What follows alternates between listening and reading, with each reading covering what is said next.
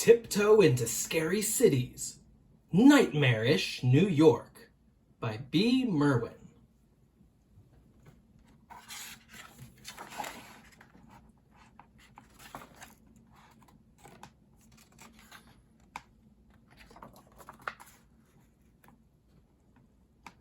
This has 4 different stories in it. I'm going to read 1 or 2 of them. I'll just see how long I take. Start, with the introduction. Nightmarish New York.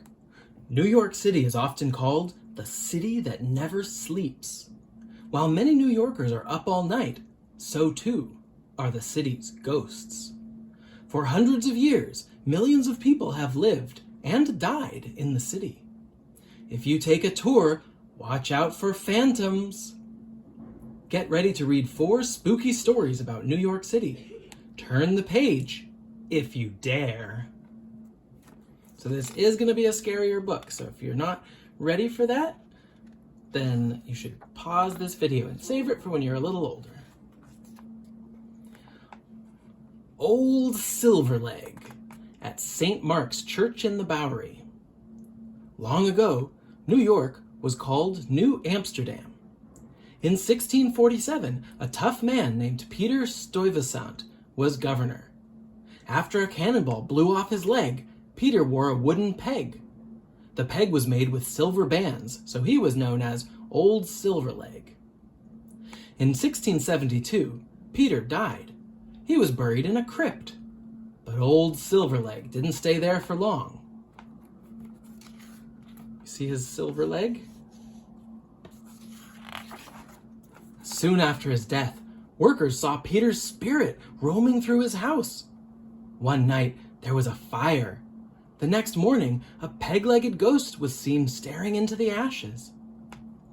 Many years later, St. Mark's Church was built near Peter's grave. Often, the sound of his peg leg is heard tap, tap, tapping along the church's old stone floor. In 1995, a strange voice echoed in the church.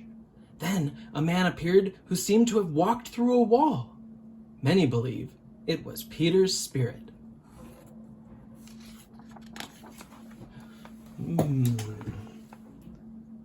I think we've got time for one more.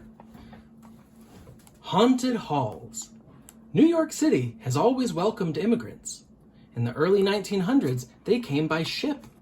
Their first stop was Ellis Island. After a long journey, some people arrived ill. They were sent to a hospital on the island. Many never left. These are immigrants on Ellis Island in the early 1900s. And this is Ellis Island today. Hundreds of immigrants died soon after landing in New York. Many were small children. In recent times, workers have heard kids' voices in empty buildings on the island. Doors have been seen slamming on their own. Do the spirits of the children still haunt the island? Near Ellis Island is the Statue of Liberty. Strange lights have been seen above it.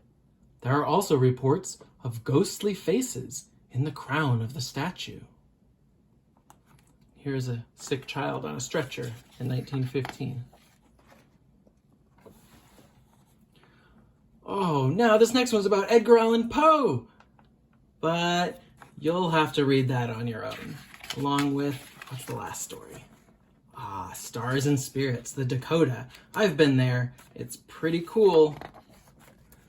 But I'll leave that for you. You can buy the book, maybe find it at your library. That was Tiptoe into Scary Cities, Nightmarish New York by E Merwin.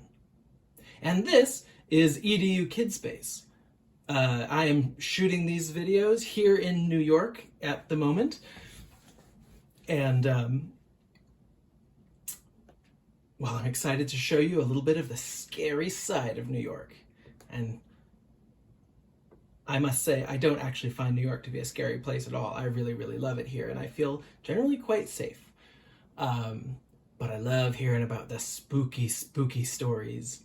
And maybe I'll have to go check out some of these places. All right, hope you enjoyed. This is EDU Kidspace. You can subscribe and hit the bell button to be notified when I put out new videos. Happy hauntings!